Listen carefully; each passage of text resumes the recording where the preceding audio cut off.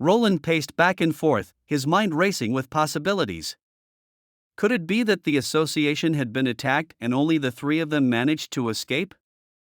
His thoughts were interrupted as the door creaked open and Lightning emerged, reassuring Roland that everyone was fine. As they conversed, Lightning couldn't help but smile at the caring nature of Roland, who proved himself to be a true prince who valued the lives of witches. She then revealed that most of the witches in the association didn't believe Nightingale's story, and even she had been skeptical at first. After some exchange of jokes, Roland returned to his residence, where Nightingale greeted him in her pajamas. Her curvaceous figure and temptatious position left Roland feeling like a raging bull, wondering if fate had finally smiled upon him. Suddenly, Nightingale stood up, slowly approaching Roland with a serious look in her eyes. She dropped to one knee and swore under her name as Nightingale and Veronica an oath of loyalty to Roland, pledging to become his both the shield that fends off all demons, and the blade to pierce through the darkness until her very last breath, as long as Roland will promise to treat the witches with kindness and care. Roland grasped the gravity of the Witch Association's failure to support Nightingale. This made Nightingale look to Roland as a beacon of hope to lead the witches. Roland yearned to collaborate with Nightingale as an equal, but the people of this world have yet to understand the values of equality, peace, and liberty.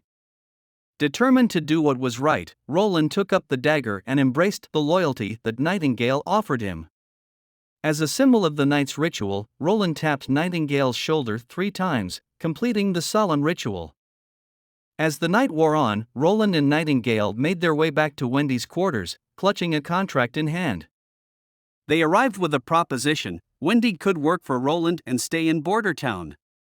This was an urgent matter for Roland, for the longer they waited, the more precarious the situation became.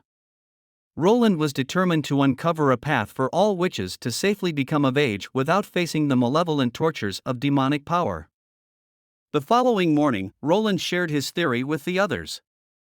He posited that witches were akin to vessels, holding an ever-increasing amount of magical power within them as they grew older. This energy would accumulate until it reached a threshold that surpassed the body's capacity, causing damage and distress. During the dreaded month of the demons, this power would surge to unprecedented potency. However, Anna was an exception to this rule, as she trained her abilities relentlessly and expended all her power during the battle before becoming of age. This resulted in her falling into a deep coma, but she emerged from it unscathed. Roland pledged to create a safe haven for witches to freely unleash their powers. Under his leadership, no one would dare to arrest or harm them. Both Wendy and Lightning had already signed the contract, eagerly anticipating Roland's next order. To their surprise, Roland simply smiled and instructed them to keep practicing their abilities until they could wield them at the same level as Anna and Nightingale. Roland requested that Wendy and Lightning demonstrate their powers. Lightning soared into the air with graceful ease, while Wendy expertly manipulated the wind. Nanoa turned to Anna with a thoughtful expression, remarking on the profound changes she had noticed in Nightingale's demeanor since the last time she had met Roland. Nanoa talked about Nightingale's tone and the soft expression in her eyes when around Roland. Anna seemed oblivious to what Nanoa is trying to convey to her, struggling to comprehend the meaning. The peaceful atmosphere was abruptly shattered by the sound of an alarm ringing in the distance, signaling the imminent arrival of demonic beasts. Roland sprang into action, hurrying to the wall to meet up with Axe. Though no beasts were visible, Axe pointed to a hybrid creature in the distance, a four-eyed lion with formidable wings and razor-sharp fangs protruding from its jaws. It was the same hybrid that almost got Axe killed a few years back. As the beast slowly advanced toward the wall, Axe ordered his men to prioritize Roland's safety. But to everyone's surprise, the hybrid creature abruptly came to a halt just a few meters away from the wall, its intentions unclear. In the blink of an eye, the hybrid beast sprang into action, leaving the ground and soaring through the air with incredible speed. Roland shouted orders to his men to fire upon the beast, but it was too quick, and let out a deafening roar that knocked everyone off balance. The creature then lunged at the wall, choosing the weakest point of its defenses. Roland's worst fears were realized when Axe warned that the beast had breached the wall and was heading toward the residential area. Without a moment's hesitation, Roland ordered his squad to follow him while leaving a reserve force to guard the wall. Roland quickly realized that he had underestimated the intelligence of these beasts. This particular hybrid had likely spent years observing and learning how to spot weaknesses in defensive infrastructure, having previously attacked the Changbu stronghold. A piercing cry reverberated in the corner, causing the men to hasten toward the source. It was one of the residents who had fallen prey to the ravenous beast. Roland, incensed at the sight of the bloodstains on the pristine snow, suddenly emerged from the shadows. The creature ambushed the squad from an unexpected building, pouncing on a hapless soldier who had no time to react. Amidst the pandemonium, the soldiers were unable to discharge their flintlocks. Axe swiftly ordered a few men to ascend to higher ground and shoot at will. One soldier took aim and fired, the bullet narrowly missing the ferocious creature. The shot caught the beast's attention, providing Axe with an opportunity to close in on it. He aimed his flintlock at the creature's head and fired, the bullet piercing its brain. The monster succumbed to the attack, as extra bullets sealed its fate. In the frigid northern region of Grey Castle, within the Hermes line of defense, a colossal wave of demonic beasts converged on the wall, attempting to breach its imposing height. Among the thrones of friends, a worm-like hybrid scaled the wall with effortless agility. Within moments, it had successfully penetrated the fortification, its cavernous maw unleashing a horde of hundreds, if not thousands, of demonic beasts upon the hapless soldiers defending the wall. The Judgment Army scrambled to retreat, only to find themselves at the mercy of the enemy. With the outer city lost and just a handful of soldiers remaining, their prospects were dire. Suddenly, an eagle-like demonic beast soared through the sky, followed by yet another wave of demonic beasts. The female soldier in charge ordered her men to ingest a pill and prepare for battle. In an instant, a powerful red aura enveloped their bodies, their eyes turning crimson as they entered a berserk state, ready to face their foes. A resounding cry within the walls halted the Judgment Army in its tracks. A battalion of towering soldiers clad in full black metallic armor, each bearing a cross insignia, emerged from the shadows. A dozen of these black-armored soldiers strode past the stunned Judgment soldiers, marching resolutely toward the demonic wave. Suddenly, a colossal demonic beast swooped down from above, its claws sharper than the most finely crafted blades. To everyone's amazement, one of the black-armored soldiers firmly grasped the creature's massive claw, holding it at bay. Another soldier aimed his spear at the beast and plunged it into its head, killing the monstrous hybrid in a single blow.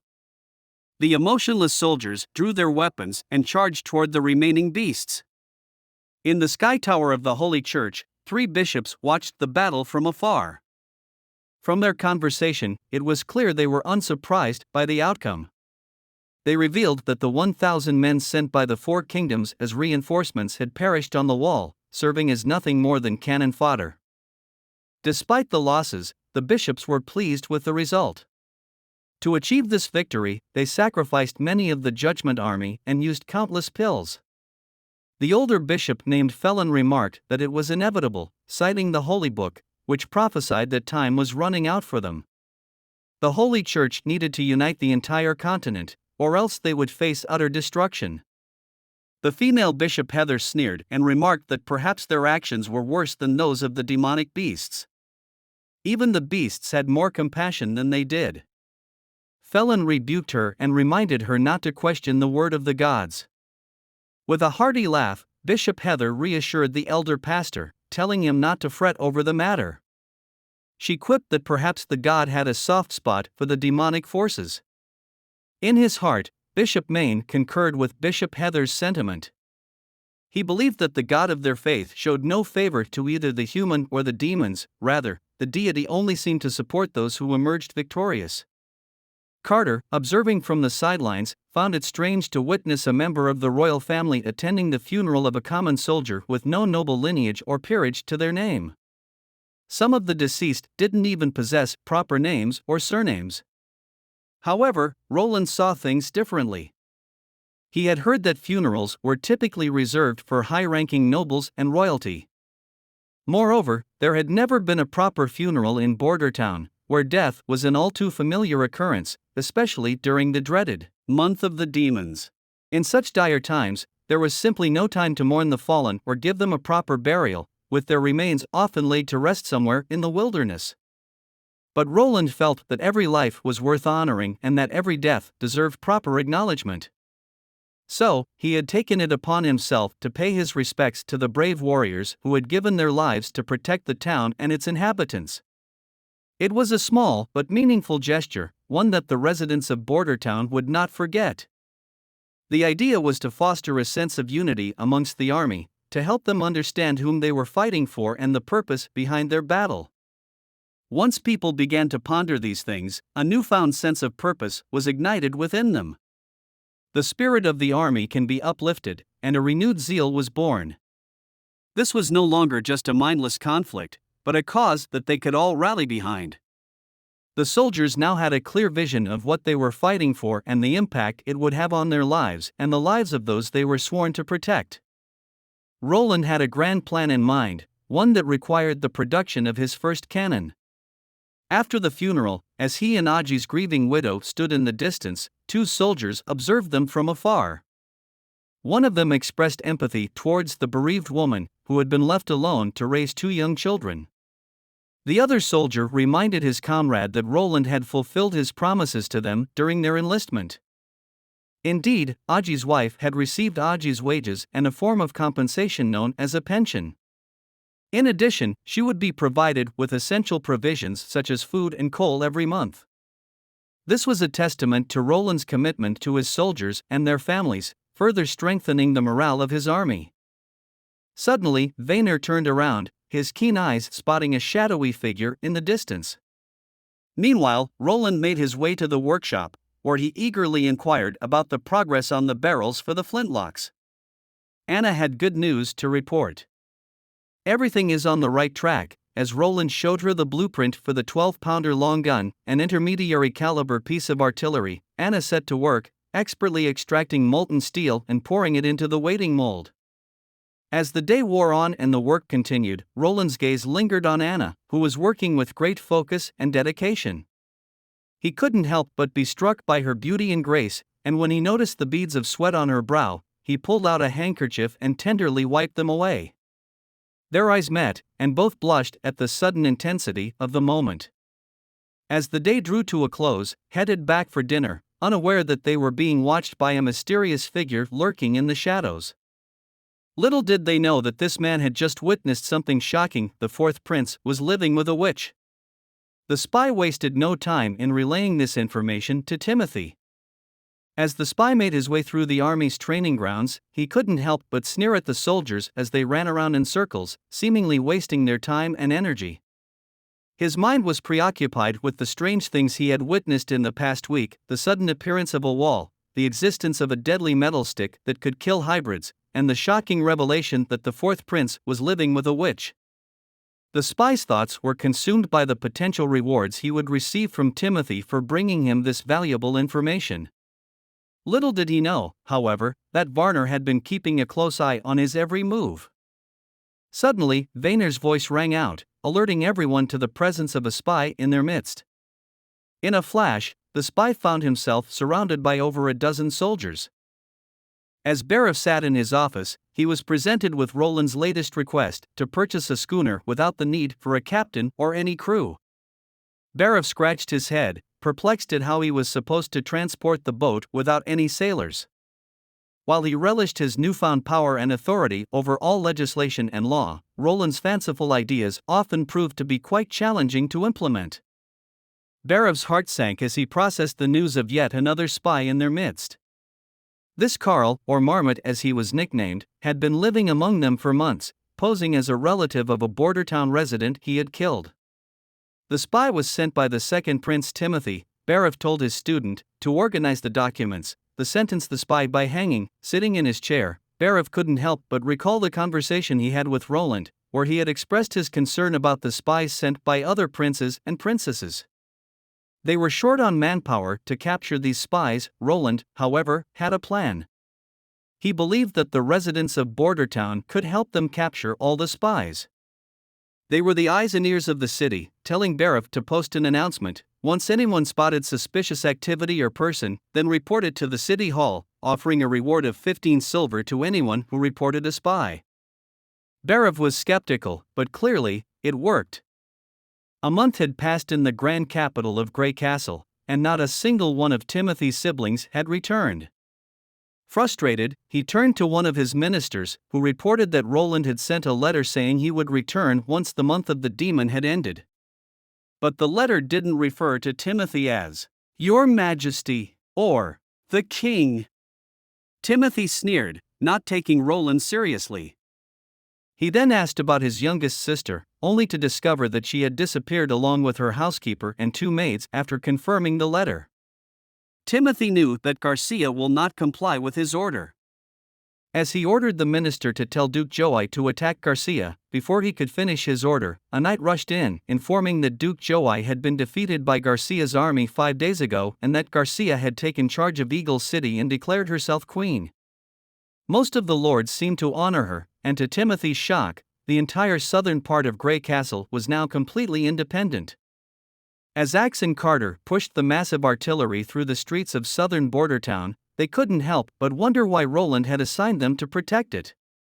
The cumbersome metal contraption seemed like more trouble than it was worth, and they couldn't fathom why anyone would want to steal it. Meanwhile, Lightning's eyes lit up with excitement as she prepared the artillery for use. As long as there were new inventions for her to tinker with, Lightning was more than happy to work for Roland for free. She meticulously cleaned the bore, ensuring that no debris could cause any problems.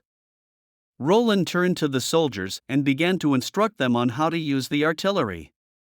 First, insert the gunpowder, he said, as he demonstrated the steps.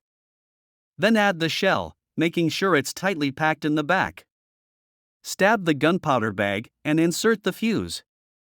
Roland gave the order for his men to retreat to a safer distance as he lit the fuse on the 12-pounder artillery. In a matter of seconds, the projectile was launched with incredible force, easily piercing through the armor like a hot knife through butter and landing hundreds of meters away. The onlookers were awed by the immense power of the cannon, and Carter couldn't help but express his concern over the weapon's weight and complexity. He pointed out that each 12-pounder would require a team of 5 or 6 men to operate. Despite the downsides, Roland remained resolute. He firmly believed that the benefits of the artillery outweighed any potential drawbacks. He told Carter that with just 3 cannons, he could take out Duke Ryan. He coughed and then said he means the dreaded turtle demon beast. Roland had a brilliant idea to transport the 12-pounder cannon and half of his troops across the river using boats. With Wendy's remarkable gift of controlling the wind, they could outmaneuver the Duke's army by flanking them. But Roland's cunning plan came crashing down when Barif delivered some distressing news. The cost of a schooner was far too high, averaging between 80 to 120 gold royals just for constructing a boat, plus the crew. Then it will be at least 200 gold royals, even if they were to use half of the city hall's balance, which is just about 300 gold royals to purchase one. They would be unable to pay their soldiers next month. Roland returned to his office, disheartened that no one would sell them a boat without requiring the crew as well. While other towns had the luxury of purchasing a boat alone, it was far too distant for them to travel. But Roland wasn't one to give up easily. In a moment of sheer brilliance, he devised a plan to construct a boat on his own. He pondered over the design, taking into consideration its utility and efficiency. Finally, he settled on building a flat barge. But the dilemma was choosing a suitable material. Wood was not a viable option, and iron was out of the question since he needed it for the gun barrels. After much deliberation, he hit upon a solution. What if he used the leftover cement to construct the ship? He could use wooden planks for the outer shell and allocate metal bars to reinforce the structure. Then he could pour in the cement, which would be cheap, easy to craft, and possess high durability. Roland wasted no time in getting to work. He whipped out his sketchpad and began drawing the blueprint for the ship. To his delight, he managed to construct a makeshift shipbuilding workshop near the lake.